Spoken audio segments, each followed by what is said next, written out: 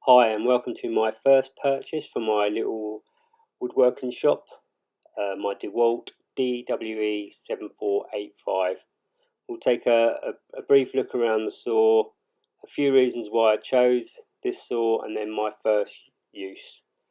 I do have a lot of the XR range of Dewalt tools, so I'm not a Dewalt fanboy. Being as this was a corded tool, I did look at other tools, other makes. This one just ticked more boxes for me at my price range. The switch pretty much does as you'd expect. There's a couple of safety features on it. It seems to be some kind of slot where you could put a child-friendly bolt padlock to stop children from using it. So I think the main reason I went with this saw was the fence and the rack and pinion system. I've had a couple of very cheap bench saws many years ago, and the main thing that let me down was the fences, and this seems like it's going to work really well. Once you've slotted it into either the front or rear ones there, it pretty much, it's not going to move anywhere. So yeah, that was probably the main reason why I went with this saw. So straight out of the box, the measurement between the blade and the fence seems to be spot on with the tape measure on the guide, so that's handy. Obviously need to push a few pieces through to double check that that's accurate, but you can adjust that, a couple of little screws there, and that's quite easy to adjust. So the maximum cutting height on this one is 65mm, 2.5 inches, which it was actually closer to 70. It was about 68mm when I measured it there. Now the big brother to this saw will give you an extra ½ inch cut, but you'll pay plus £300 for the privilege. So I decided to use that £300 to buy my bandsaw, which would give me a 5-inch cut.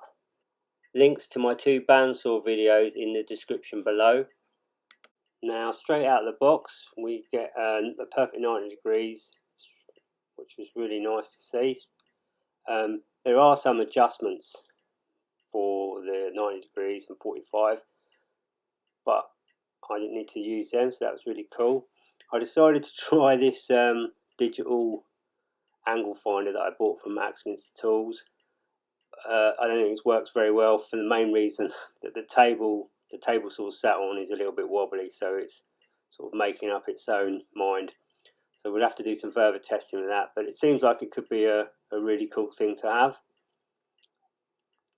Again, 45 degrees straight out of the box. We have a perfect 45 degrees on the stop for the saw, that is. So I think it could probably go to about 46 degrees. So if I want 46, I'll have to adjust one of them cogs you can see now in the picture. They just turn with an Allen key from the front, and it means you can move the blade either a little bit more or a little bit less to get a perfect 90 and 45.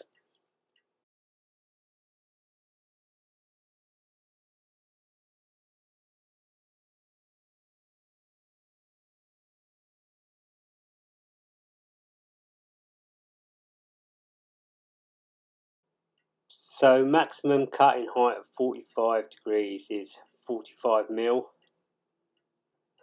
Again, looking at that cut, we'll probably get about maybe a mil or two more.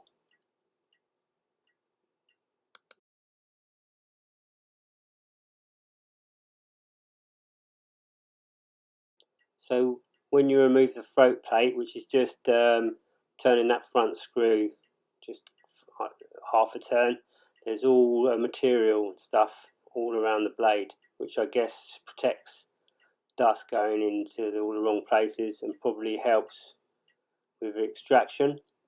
That little picture there, you can see that was after its first day's use, so wasn't too much dirt in there. Now to take out the riving knife, you just need to turn that yellow knob 3 turns and then pull it, and the riving knife comes out with just a little wiggle. Quite easy once you've done it a couple of times. And the safety guard pops in just the same way. So all the stuff that comes with this saw, there's all little places to keep it, which is nice if you are taking it around with you. So again, that safety one there, just pull the little yellow knob out, give it a little wiggle, and then it pops, and tighten it up. Now that works really well. Now the throat plate has some little adjusting screws, so you can raise it up or down to make it flush with the table. But with the big cutout at the back part of the throat plate sticks up ever so slightly, and it doesn't seem to be a way with that particular plate to adjust it. The saving grace for it is when you push your workpiece through, it just pushes it down into the right place, so it shouldn't really affect it. I guess the best answer will be to make a zero clearance plate, which I plan to do at some point. So what I'm most disappointed about is the fact that the fence isn't square. It tips away to the back edge, to the right, which is, I guess, the best way for it to tip. Doesn't seem to be any way at the moment I can see to adjust that. I mean, there will be a couple of workarounds, but yeah, not as happy as I could be with that. I like the little flip over on the fence to add extra support if you're cutting wide sheets, and you do get just over 2 foot, which is a good size. So I'm pleased with that. So overall, I'm really pleased with the saw. Proof will be in the pudding when I put it to use, and I'm excited to get a bench made and get it fitted. Some onboard storage there for the push stick. That's handy, save you losing it all the time. And as I say, I'm very pleased with how the fence moves side to side and locks off. Just very disappointed in the fact it's not square. The supplied miter gauge, well,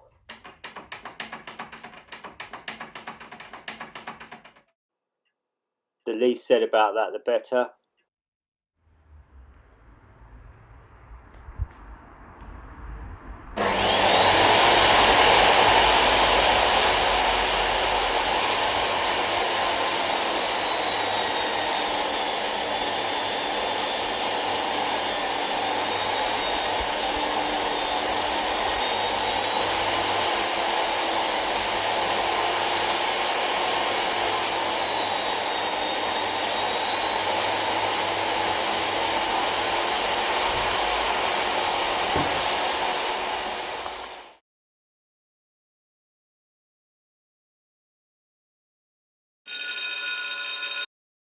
So I had a little job fixing some rot on some old sash windows.